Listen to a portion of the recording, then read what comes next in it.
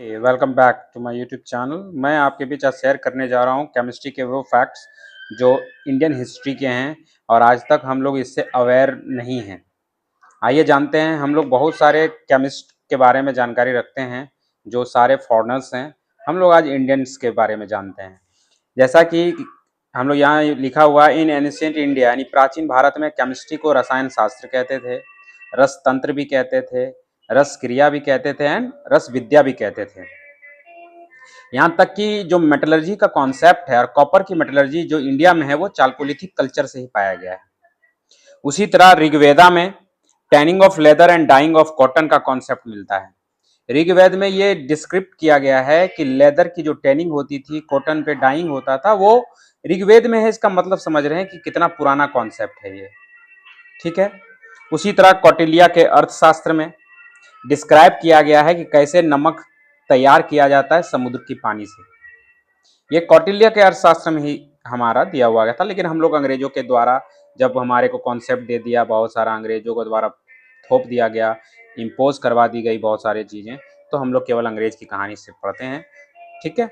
आगे सुश्रुत संहिता में एक्सप्लेन किया गया था अल्कलीज के इंपॉर्टेंस को, और आज हम लोग भी जानते हैं कि हमारी बॉडी के लिए अल्कली कितने इंपॉर्टेंस होता है। इसलिए बहुत कोई सुबह में कुकम्बर की पानी पीते हैं और बहुत सारी चीज़ें, इसलिए तो इसका इम्पोर्टेंस हमारे को सुश्रुत संहिता में ही दिया हुआ है। उसी तरह चरक संहिता में ancient Indians to prepare sulphuric acid, nitric acid, oxides of copper, iron, etc। यानी चरक संहिता में एक्सप्लेन किया हुआ है कि हमारे प्राचीन भारतीय जो लोग थे वो जानते थे कि सल्फ्यूरिक एसिड, नाइट्रिक एसिड कैसे तैयार किया जाता है। नेक्स्ट, रसोपनिषद एक उपनिषद था जिसका नाम था रसोपनिषद, और उसमें यह डिस्क्राइब किया गया था कि कैसे गन पाउडर मिक्सचर बनाते हैं। सोचिए हमारी इंडियन केमिस्ट्री कैसी है, बहुत पुरानी है, जिसे हमारे को क्लियर मतलब डिक्लेयर करके नहीं बताया गया है, लेकिन हमारे इंडियन साइंटिस्ट, हमारे इंडियन एल्केमिस्ट, हमारे इंडियन केमिस्ट बहुत आगे थे आज के समय से। Nagarjuna a great Indian scientist, एक रिप्यूटेड केमिस्ट, अल्केमिस्ट और मेटलर्जिस्ट थे। ये रस रत्नाकर की पुस्तक भी लिखे थे जिसमें मरकरी कंपाउंड्स की फॉर्मुलेशन की गई थी, और मरकरी कंपाउंड्स का मतलब मरकरी कंपाउंड्स कैसे फॉर्मुलेट करते हैं, तैयार करते हैं, उसके बारे में बताया गया था।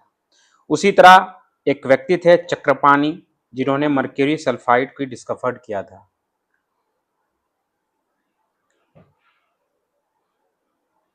चक्रपाणी ने ही सौंफ कैसे बनाते हैं मस्टर्ड ऑयल एंड अल्कली का यूज करके, ये भी बताया था। चक्रपाणी ने के समय के बाद से ही एरंड और महुआ सीड से कैसे तेल बनाया जाता है, ये भी बताया गया था।